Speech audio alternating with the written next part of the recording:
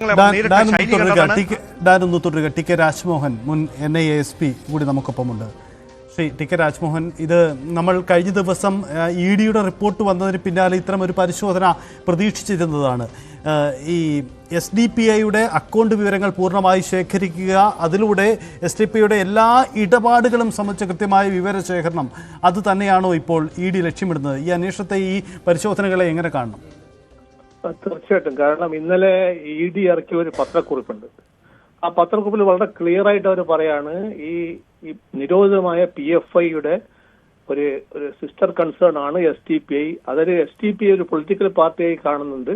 പക്ഷേ PFIന്റെ എല്ലാ ആക്ടിവിറ്റി ഇപ്പോഴും ബാൻ ചെയ്തതിനു ശേഷം SDPIയിൽ കൂടി നടക്കുകയാണ് എന്ന് പറഞ്ഞിട്ട് വളരെ ക്ലിയർ ആയിട്ടാണ് ഇന്നലത്തെ പത്രക്കുറിപ്പ്, ഈ എൻഫോഴ്സ്മെന്റ് ഡയറക്ടറേറ്റിന്റെ പത്രക്കുറിപ്പ് വളരെ ക്ലിയർ ആയിട്ട് പറഞ്ഞിട്ടുണ്ട്. ഇവരുടെ ഇൻവോൾവ്മെന്റ് ഇത് തമ്മിലുള്ള അങ്ങോട്ടും ഇങ്ങോട്ടും സഹായിക്കുന്ന ഒരു ഓർഗനൈസേഷൻ ആണ് എന്ന് പറഞ്ഞുകൊണ്ടാണ് അവര് ഇന്നലെ അതിന്റെ സംസ്ഥാന ഓൾ ഇന്ത്യ പ്രസിഡന്റിനെ റിമാൻഡ് ചെയ്തിരിക്കുന്നത്.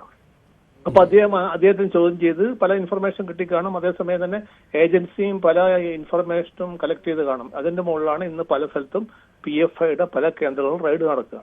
ഇപ്പൊ സ്വാഭാവികമായിട്ട് ഒരു കേന്ദ്ര അന്വേഷണ ഏജൻസി അവരുടെ ഇൻപുട്സിനെ ബേസ് ചെയ്ത് ഇതുപോലെയുള്ള ഒരു റെയ്ഡ് കണ്ടക്ട് ചെയ്യുമ്പം ഇനിയും കൂടുതൽ തെളിവുകൾ ലഭിക്കുമായിരിക്കാം. അപ്പൊ കൂടുതൽ തെളിവുകൾ ലഭിക്കുകയാണെങ്കിൽ ഈ PFIയും SDPIയും തമ്മിലെ കണക്ഷൻസും അത് നമ്മൾ പറയുന്ന മാതിരിയല്ല, കുറെ കൂടി ഡീപ്പായിട്ട് അതിന്റെ ഫൈനാൻസും അതിന്റെ ബാക്കി എല്ലാ സപ്പോർട്ടും ഉണ്ട് എന്നുകൂടി മനസ്സിലാകുന്ന തരത്തിൽ കാര്യങ്ങൾ നീങ്ങുന്നതാണെന്ന് കാണുന്നത്.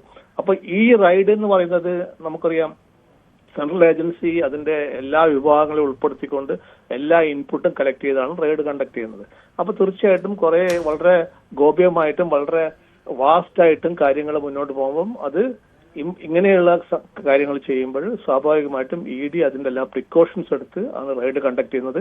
ആ റെയ്ഡിൽ അവർക്ക് മതിയായ തെളിവുകൾ ലഭിക്കുമായിരിക്കുമെന്നാണ് എനിക്കൊക്കെ തോന്നുന്നത്. അപ്പൊ തീർച്ചയായിട്ടും ഇത് PFIയുടെ ഈ ബാനിന് ശേഷം ഗവൺമെന്റ് ഓഫ് ഇന്ത്യ വളരെ ആക്റ്റീവായിട്ട് നമ്മുടെ ദേശദ്രോഹപരമായ കാര്യങ്ങൾ അല്ലെങ്കിൽ ഈ ടെറർ ഫണ്ടിങ്ങുമായി ബന്ധപ്പെട്ട കാര്യങ്ങളൊക്കെ ഡീപ്പായിട്ട് ഇപ്പോഴും ഇതിന്റെ ഇൻവെസ്റ്റിഗേഷൻ നടക്കുകയാണ് എന്നാണ് നമുക്ക് മനസ്സിലാകുന്നത്.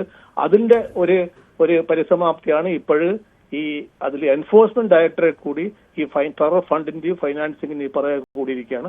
അത് വളരെ നല്ലൊരു കാര്യമാണ്. കാരണം സെൻട്രൽ ഗവൺമെന്റ് വളരെ കീൻ ആയിട്ടാണ് ഇത്തരത്തിലുള്ള തീവ്രവാദ ശക്തികളെ അമർച്ചയാവാൻ ശ്രമിക്കുന്നത്. അതിന്റെ ഒരു മുന്നൊരുക്കം കൂടിയാണ് ഇത് എന്നാണ് എനിക്ക് തോന്നുന്നത്.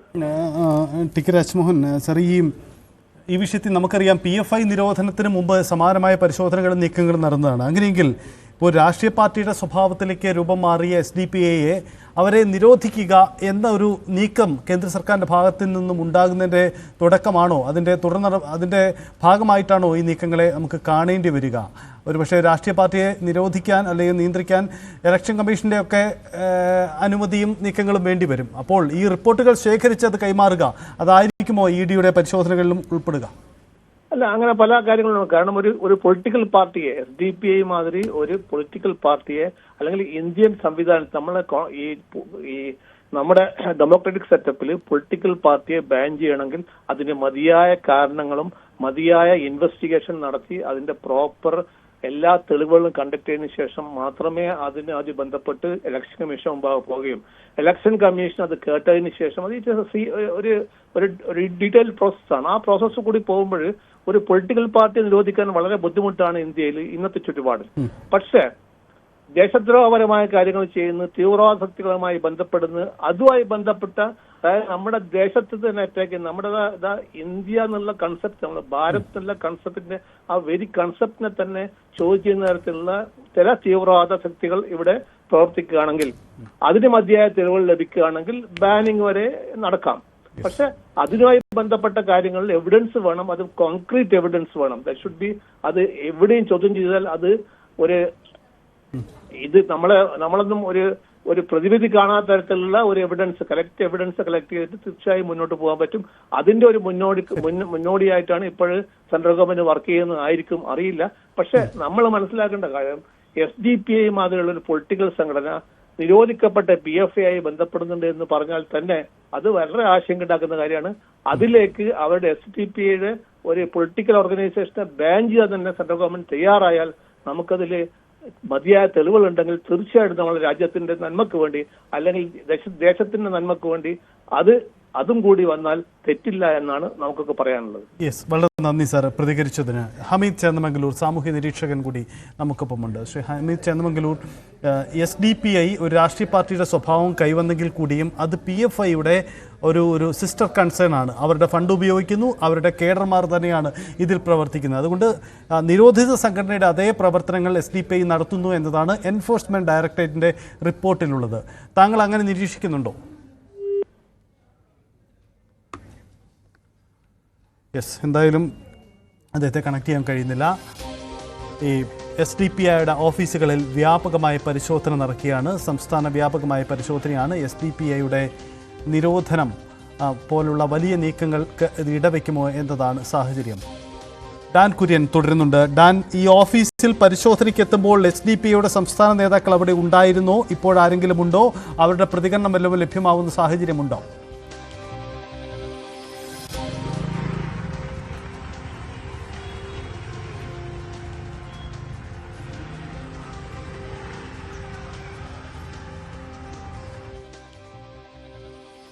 ഡാൻ കുര്യൻ ചേരുന്നുണ്ട്. ഡാൻ, കേൾക്കാൻ കഴിയുന്നുണ്ടെങ്കിൽ ഈ പരിശോധന അവിടെ തുടരുകയാണല്ലോ.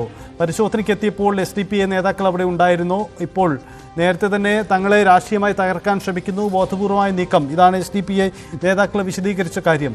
സമാനമായ നിലപാടെടുത്തുകൊണ്ട് നേതാക്കൾ ആരെങ്കിലും അവിടെ ഉണ്ടോ? മാധ്യമങ്ങളോട് പ്രതികരിക്കുന്നുണ്ടോ?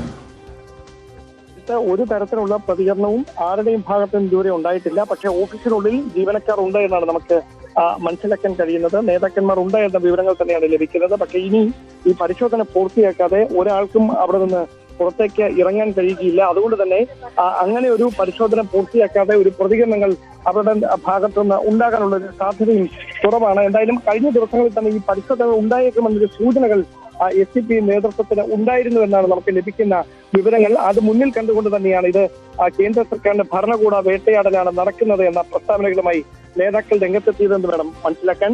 അതിനിടയിലാണ് വ്യാപകമായ പരിശോധനയുമായി എൻഫോഴ്സ്മെന്റ് ഡയറക്ടറേറ്റ് വിവിധ കേന്ദ്രങ്ങളിൽ ഈ പരിശോധന ഒരേ സമയം ഇപ്പോൾ തുടർന്നുകൊണ്ടിരിക്കുന്നത്. ഈ സാമ്പത്തിക ഇടപാടുകളും പണം ഇവിടേക്ക് വന്ന വഴികളും അത് കൃത്യമായി കണ്ടെത്തുക എന്നതാണ് ഈ പരിശോധനയിലെ പ്രധാനപ്പെട്ട ഒരു നീക്കമെന്നാണ് നമുക്ക് ലഭിക്കുന്ന വിവരങ്ങൾ. യെസ്, അതാണ് സാഹചര്യം. എന്തായാലും ദേശീയ വ്യാപക പരിശോധനയാണ് നടക്കുന്നത്.